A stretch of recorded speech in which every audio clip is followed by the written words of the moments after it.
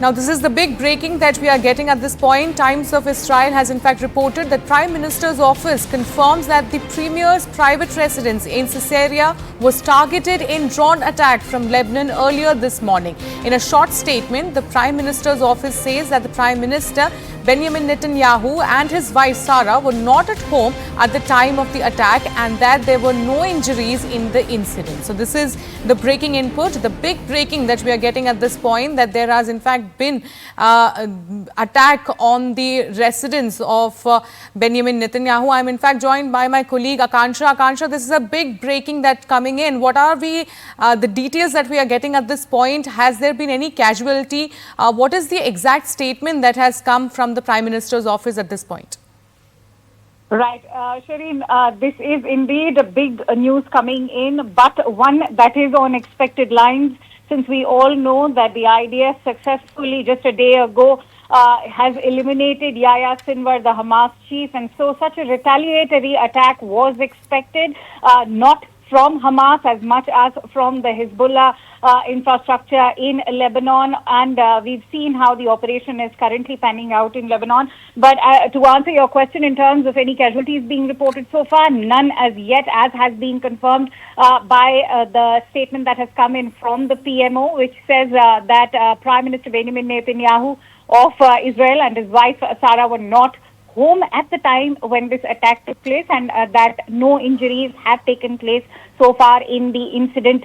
The PMO statement also goes on to indicate that there were two more drones that were fired from the Lebanese site, which were in fact downed by the defense forces in Israel. Remember, this is the Prime Minister's private residence in Caesarea, which is a coastal town between Tel Aviv and Haifa. And the Prime Minister, as you also mentioned earlier, along with his wife Sarah, were not present at this private residence. And we all know that the entire Israel, as far as this entire area is concerned, whether it is Caesarea, the capital city Tel Aviv, or even Haifa, this entire area is right now on high alert after this drone attack. And perhaps this is, well, just the beginning of a greater escalation in Middle East, because ever since Yahya Sinwar was killed, we've seen how the Hamas has reacted. What the remaining military infrastructure of Hamas, there's of course talk about who is going to succeed Yahya Sinwar, but also in terms of how Iran will now respond to this entire situation. Israel, of course, as the US President has also confirmed, is currently buying time. They will weigh in on the way they want to respond to that ballistic missile attack that had taken place days ago from Iran's side. Akansha, is there actually any possibility of a ceasefire? Of course, there's a pressure that is being built up on Israel by the United States, saying that the matter need not to be escalated at this point. But also considering that the perpetrators of the attack in Israel in last year on October 7th, be it the Hamas chief, be it the Hezbollah chief, both of them being eliminated, now can we expect a ceasefire at this point?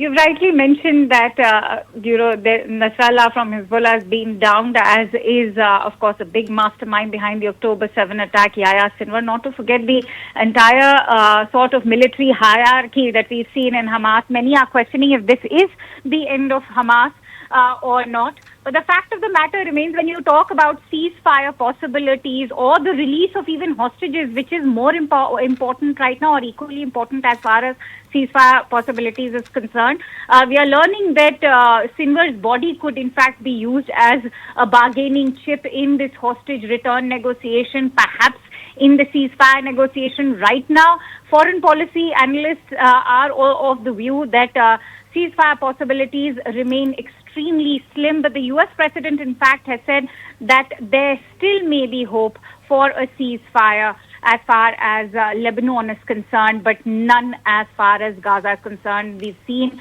how angry, the Arab world is, especially when you look at these forces, whether in Israel, whether in Gaza or Lebanon or even Iran. And so we'll have to see how Israel tries to use Sinwar's remains, which, as we are all aware, are currently being held in a secret location in Israel. So we'll have to see how Israel uses Sinwar's body and his remains as a bargaining chip.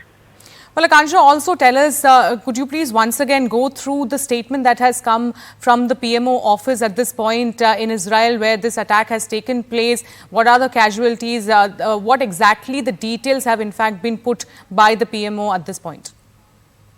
There's been a short statement so far. Remember, the PMO is very measured in its words, but the fact that they have already confirmed that there has been an attack on Prime Minister Benjamin Netanyahu and his wife Sarah's residence, which is a private residence in Caesarea. And at the time of the attack, this entire statement also confirms that they were not present at this private residence and that no casualties or injuries have been reported in this incident.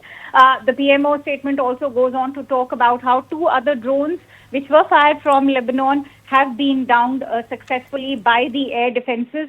And of course, Tel Aviv is on a high alert. So a very measured response coming in from the PMO, but we'll have to see if this is only a beginning of a series of attacks that will perhaps now be expected from Lebanon, because we already know that the military infrastructure of Hamas in Gaza is completely decimated.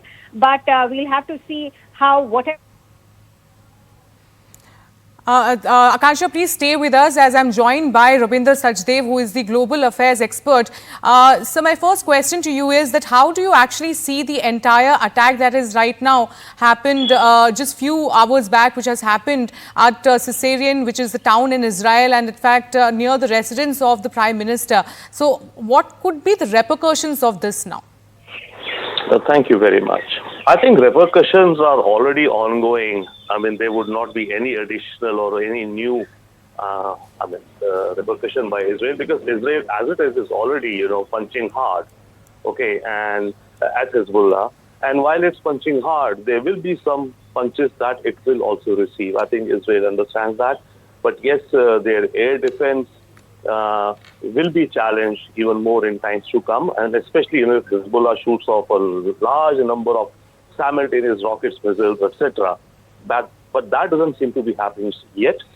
So there will be such instances, and this is all part of the all part of the cause for which Israel is pushing ahead in Lebanon. And this is a coastal town, I think, which is a private home for Netanyahu and his wife. They were not there. Apparently, the drone did not, it hit a building near the house, perhaps, but there are no injuries. I think that's what they're saying so far. So these would be, and of course, it's expected, Hezbollah and all, they would pick out, they would try and seek, high visibility targets. Yes. That's what you want to gain in such scenarios. It's an asymmetrical war. So Hezbollah will be trying and targeting, either targets which are of high strategic value, like let's say army bases or air defense systems of Israel, or perhaps high visibility locations like Netanyahu's home. It won't serve them much purpose, if their drones are hitting common civilian areas, right? It will bring definitely a condemnation from the world community that you're targeting civilians, whereas if they're able to break through any one high profile target, it brings some kind of a psychological victory for them. Yes. Also, if you could tell us that, when we talk about Israel at this point, the perpetrators behind the attack that happened last year on October 7, be it the Hezbollah chief, be it the Hamas chief, both of them have been eliminated. Is there a possibility of a ceasefire that is being, pressurized by the United States as well? Do you think that there could be a possibility of a ceasefire? On 2 counts, I think no. One, it will be not useful for Netanyahu to make a ceasefire now, because if he makes a ceasefire now, it will bring positive brownie points for Biden and Harris that their Middle East policy, they're being able to achieve something, right? And that will hurt Trump.